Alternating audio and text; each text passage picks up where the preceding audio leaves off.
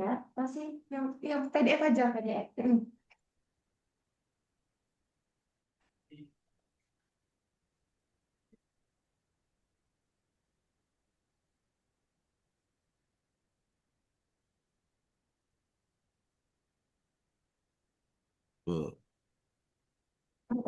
Apakah sudah terlihat, Pak? Ya, cukup. Suara saya cukup jelas, Mas. Sudah, Pak, sudah cukup Baik, jelas. baik. Terima kasih. Alhamdulillah, izin. Bismillahirrahmanirrahim. Assalamualaikum warahmatullahi wabarakatuh. Nah, pada yang tepat Pak RH, Pak OH, Bapak Kabak, Bapak Manajer di unit, Bapak Kasub, rekan-rekan Askep, rekan-rekan asisten, dan seluruh pekerja PT 4 Regional 7, dan sangat kami hormati Pak Robi, Kushernawo, dan seluruh Prakarya SPTPN 7. Nah, sangat nanti Pak, ingat dulu tahun 2013 Pak, di Trikora, saya pas terus pindah ke Kedaton Pak ya. Pak Robi gitu. Jadi itu sangat sangat bantu kami untuk motivasi planters ke teman-teman ini Pak, biar bisa lebih maju lagi. Baik, terima kasih atas waktu yang diberikan kepada saya. Perkenalkan, nama saya Debio Usman Munandar. Saat ini bertugas sebagai asisten Kepala Kebun Kebetung Rawo. Saat ini di IAM Siap, sharing knowledge ya.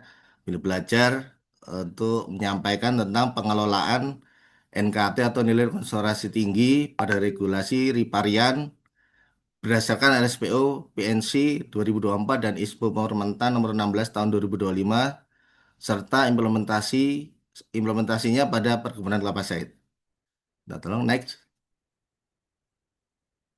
Nah, di sini akan kita sedikit diawali dengan perbedaan dari NKT, eh, apa itu NKT, HCV, dan KBKT. Mana NKT atau nilai konsentrasi tinggi yaitu merupakan nilai keanekaragaman hayati, lanskap, dan sosial yang harus dijaga kelestariannya. Jadi di situ ada termaktub di dalamnya ada keanekaragaman hayati, lanskap, dan sosial ya. Jadi di situ ada di dalam NKT. Nah, kita biasa dengar yaitu HCV Pak ya. Pak Bu semuanya istilah NKT sendiri dalam bahasa Inggris juga dicetuskan oleh Forest Stewardship Council FSC sebagai prinsip pengelolaan RSPO yang mereka ada di Bonn ya pusatnya. Jadi di situ ini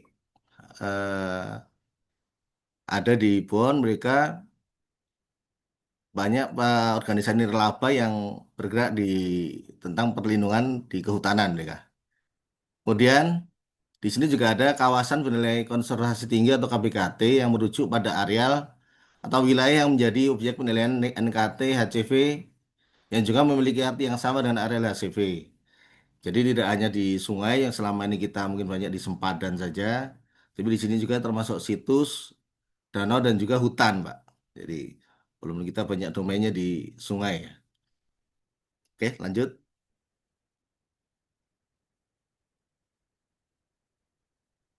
Di sini 6 kategori nilai konservasi 3 HCV dalam menjaga alam, menjaga kehidupan. Yang pertama kita bahas tentang keanekaragaman hayati atau biodiversitas. HCP 1 tentang konsentrasi keanekaragaman hayati, itu kawasan yang memiliki konservasi keanekaragaman hayati atau KHT ya kita sebut biar nggak kepanjangan, yang signifikan termasuk spesies endemik atau spesies langka atau yang terancam punah. Yang penting di tingkat global, regional ataupun nasional. Dan HCV 2 yaitu ekosistem dan mosaik tingkat lanskap, itu kawasan ekosistem dan mosaik ekosistem berskala besar yang utuh, penting secara global, regional, atau nasional, serta memuat populasi yang layak dari sebagian besar spesies alami. Dan yang ketiga, HCV 3 yaitu ekosistem dan habitat langka atau terancam. Ya, kawasan yang memuat ekosistem atau habitat langka, terancam atau sangat terancam punah, salah satu contohnya di Komodo, Pak ya, di Pulau Komodo. Kemudian HCV 4 jasa ekosistem kritis. Itu kawasan yang menyediakan jasa ekosistem dasar dalam situasi kritis seperti perlindungan daerah tangkapan air, water catchment, dan pencegahan erosi pada tanah rentan serta lereng yang curam. Dan HCV 5 kebutuhan dasar komunitas. Itu kawasan dan sumber daya alam yang fundamental dan penting untuk memenuhi kebutuhan dasar masyarakat lokal atau masyarakat adat. Dan HCV 6, identitas budaya tradisional, yaitu kawasan yang sangat penting bagi identitas budaya tradisional masyarakat lokal atau adat, baik dari aspek sejarah, ekologi, ekonomi maupun spiritual. Di kita sendiri di Regional 7 mayoritas ada di HCV 1, 2, 1, tutup ini. 4 dan 5. Lanjut. Nah, ini perbandingan HCV berdasarkan ISPO 2025 dan prinsip kriteria RSPO tahun 2024. Dari aspek-aspeknya ada 5 aspek kita sampaikan, ada 5 aspek yaitu integrasi pendekatan sesuai ISPO, berfokus murni pada 6 kategori HCV standar nasional dan global. Dan menurut RSPO mewajibkan pendekatan terpadu HCV-HCS secara simultan. Kemudian yang kedua, batas waktu pembekalan atau cut off date. ISPO-nya mengikuti legalitas lahan nasional. Itu penertiban keterlanjuran lahan sawit dalam kawasan hutan. Untuk RSPO-nya sangat ketat, dilarang keras, mungkin dicetak tebal itu karena dilarang keras membuka hutan primer atau area HCV sejak November 2025 dan area HCS sejak November 2018. Ini jadi yang setelah November 2005 tidak boleh lagi. Di bawah itu masih bisa keterlanjuran tadi itu dimaksudkan. Kemudian untuk sanksi deforestasi, yaitu untuk ISPO-nya sanksi administratif hingga pencabutan izin usaha atau IUP berdasarkan hukum Indonesia jika melanggar tata ruang. Untuk RSPO wajib menjalankan mekanisme RSCP berupa pemulihan atau kompensasi finansial dan asesor yang diakui. Untuk ISPO diutamakan asesor lokal atau nasional atau yang terdaftar resmi oleh instansi berwenang RI. Untuk RSPO wajib menggunakan asesor yang terlisensi penuh oleh ALS dari HCV Network. Untuk sifat kepatuhannya, ISPO mandiri atau mandatori atau wajib untuk semua skala bisnis kelapa sawit di Indonesia. Sedangkan untuk RSPO bersifat sukarela atau voluntary untuk akses pasar premium internasional, namun mengikat bagi anggota RSPO. Next. Nah, ini persyaratan utama, Pak, Bu, untuk RSPO dan ISPO untuk mengidentifikasi seluruh area HCV sebelum melakukan pembukaan lahan baru. Dan dua, melindungi dan mempertahankan nilai konservasi yang telah diidentifikasi. Yang ketiga, melakukan pengelolaan dan pemantauan berkala terhadap status HCV. Yang keempat, mencegah segala bentuk kerusakan akibat kegiatan operasional perkebunan.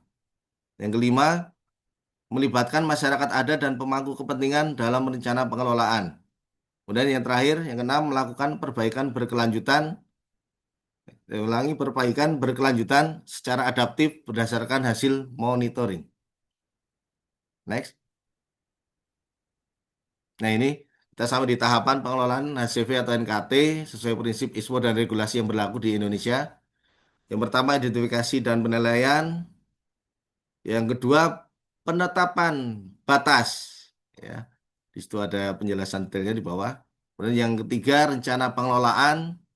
Yang keempat, implementasi kegiatan.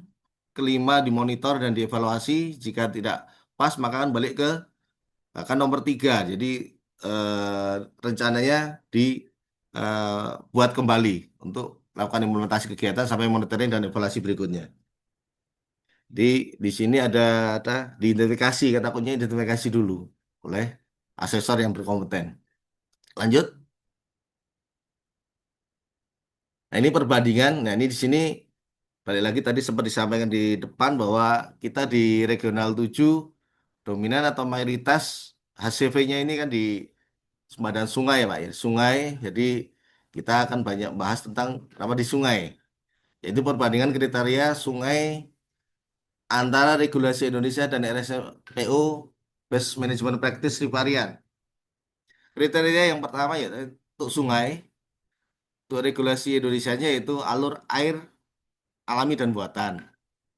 Untuk RSPO-nya Untuk yang BMP alur air alami jadi Pak, yang nggak ada buatan, perbedaannya di situ. Untuk aliran air per tahunnya, regulasi Indonesia-nya permanen atau berkala tanpa batas waktu. Jika BMP, menurut BMP permanen jika mengalir lebih dari 4 bulan. Tuh, asal alur air, untuk asal alur airnya, misalnya regulasi hulu, hulu sungai atau sumber air. Untuk BMP sendiri tidak ditentukan. Itu perbedaannya. Untuk akhir alur air, regulasinya itu mengarah ke sungai lain atau danau atau laut, terus BMP tidak ditentukan. Itu perbedaannya. Next. Nah ini kita sampai ke sepadan sungai. Tadi di peralihan itu kan antara peralihan dari zona perarian dan ke daratan. Dari sini kita bahas tentang sepadan sungai, yaitu ruang pelindung di kiri dan kanan sungai yang berfungsi menjaga kelestarian sungai dan lingkungan. Ini balik yang kita mulai dari yang paling tua, yang di tengah dulu, Kepres nomor 32 garing 1990. Sempadan sungai adalah kawasan sepanjang kiri kanan sungai, termasuk sungai buatan atau kanal atau saluran irigasi primer yang mempunyai manfaat penting untuk mempertahankan kelestarian fungsi sungai. Kawasan sempadan di kiri dan kanan sungai mencakup sungai alami, buatan, kanal dan saluran irigasi primer. Bedanya dengan PP nomor 38 garing 2011 yaitu sepadan sungai adalah ruang di kiri dan kanan sungai terletak di antara garis sepadan dan tepi palung sungai atau di antara garis sepadan dan tepi luar kaki sungai tanggul. Ini berlaku untuk sungai alami maupun buatan beserta bangunannya yang biasanya dalam bentuk tanggul. Kalau BMP, riparian atau riparian zone atau sepadan sungai adalah lahan di sekitar danau, sungai, dan alur air alami yang lebarnya tergantung pada fungsi dan tujuan objek pengelolaan sepadan. Lebarnya bersifat fleksibel, jadi tidak ditentukan. Menyesuaikan fungsi, nilai konservasi, dan tujuan pengelolaan. Jadi sepadan sungai berperan sebagai buffer zone ya, untuk melindungi kualitas air. Kemudian untuk manfaatnya dari sepadan sungai sendiri cukup jelas, yaitu menjaga kualitas air yang pertama, yang kedua mengurangi erosi dan sedimentasi, yang ketiga melindungi habitat flora dan fauna, yang keempat mendukung pengendalian banjir dan iklim mikro, yang kelima mendukung keberlanjutan sosial dan ekonomi masyarakat. Kita lanjut, halaman berikutnya Pak. Ini perbandingan kriteria sepadan sungai antara regulasi Indonesia dan RSPO BMP Riparian. Ada 5 kriteria untuk regulasi Indonesia dan BMP. Perbedaannya kriteria penentuan lebar sepadan. Yang pertama, kedalaman sungai.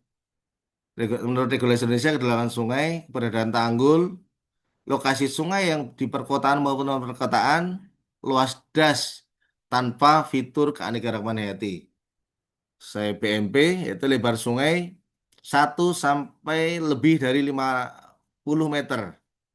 Fitur biodiversity atau keanekaragaman hayatinya, kemudian HCV dan sosek masyarakat. Kriteria yang kedua, klasifikasi sungai dan lebar sempadan. Sempadan. Menurut regulasi ada 7 kategori, untuk BMP sendiri ada 6 kategori. Untuk kriteria rentang minimal lebar sempadan, regulasi ada 3 sampai 100 meter.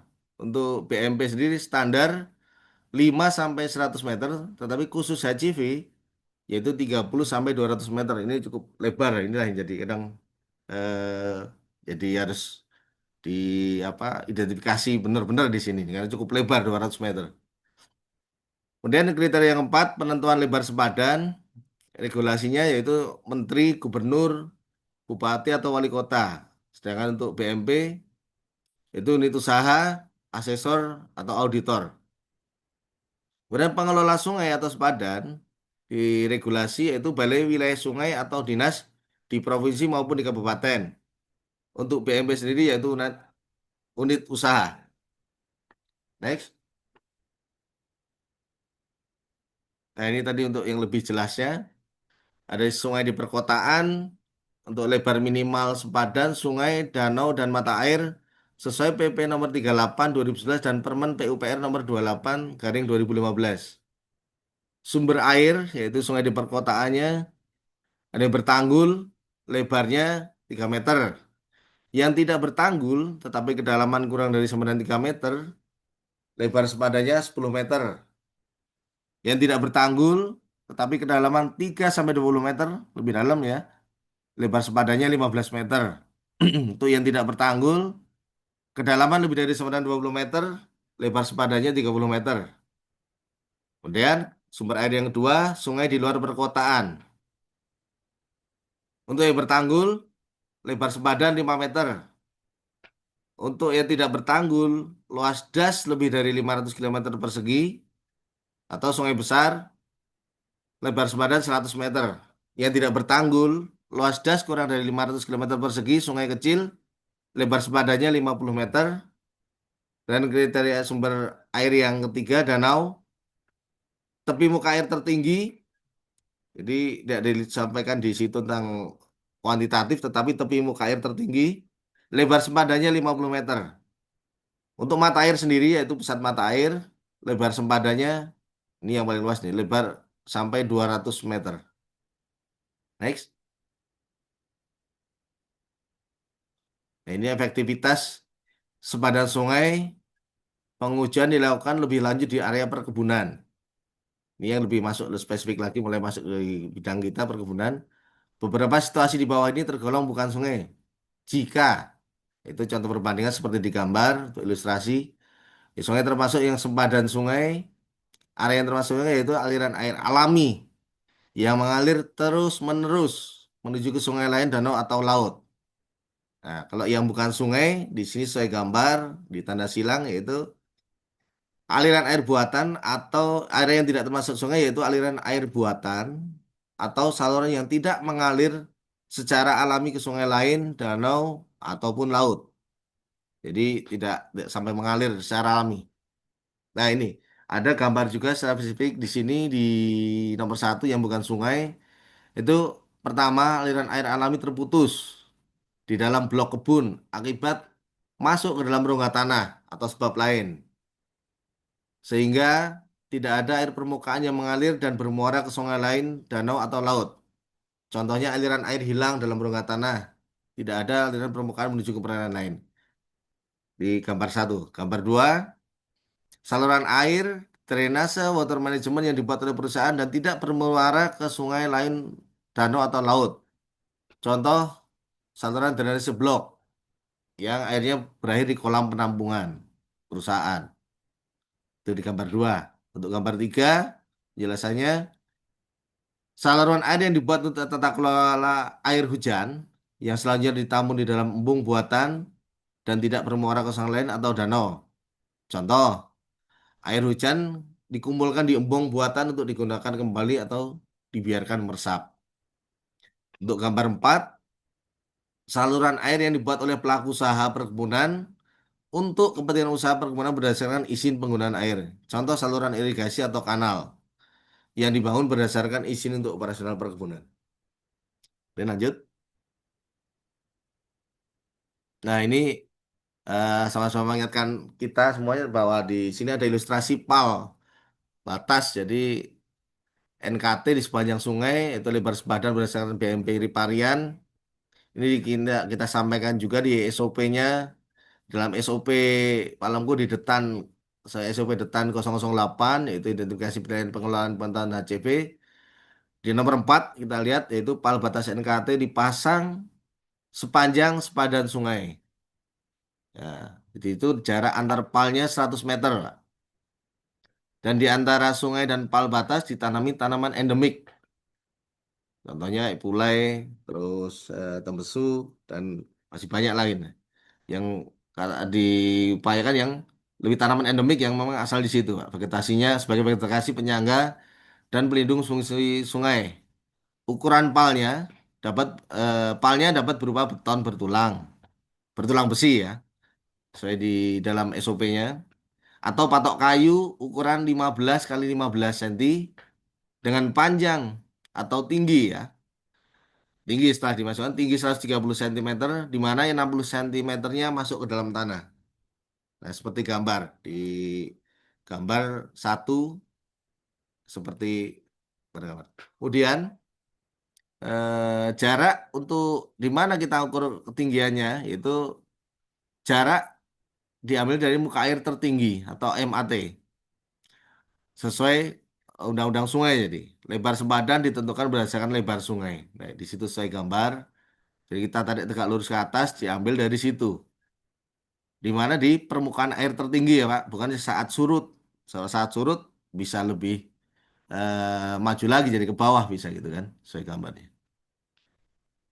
Kemudian untuk ketentuan jarak dari muka air tertingginya, nah ini tadi ya di sini lebar sungainya jika 1 sampai 5 meter, lebar atau lebar minimumnya yaitu 5 meter. Untuk lebar sungai 5 sampai 10, lebar cadangan sempadan sungainya 10. Untuk 10 sampai 20 meter, lebar minimumnya 20. Untuk 20 sampai 40, lebar minimumnya 40.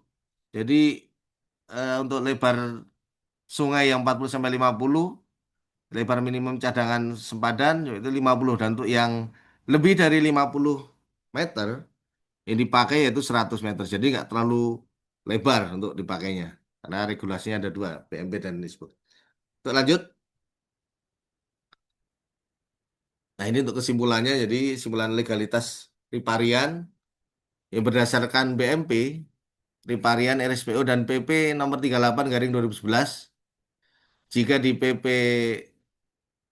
yang untuk pertama, PP nomor 38/2011 dan Permen PUPR nomor 28/2015 mengatur lebar minimal sempadan sungai, danau, dan mata air berdasarkan jenis, kondisi, dan luas wilayah.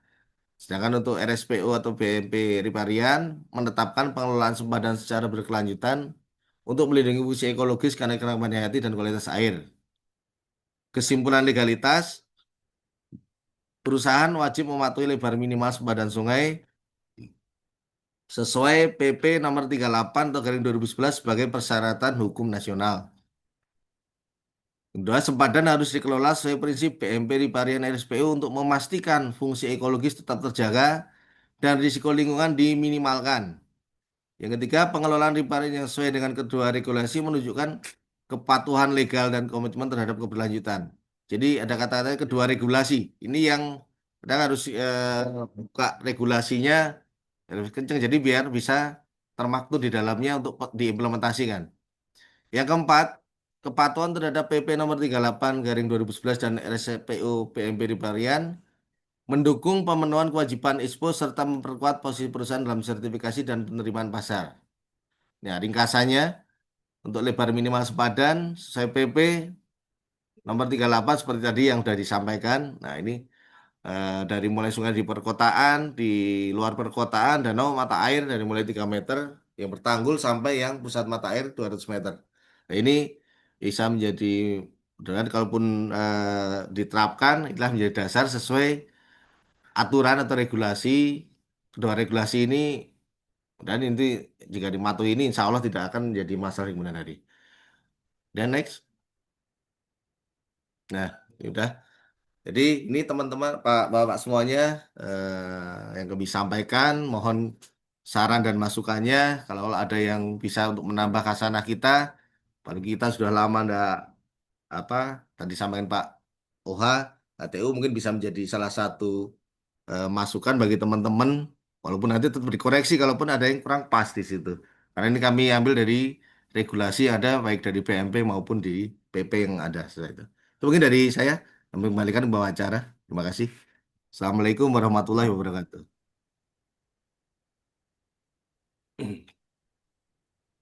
Waalaikumsalam warahmatullahi wabarakatuh.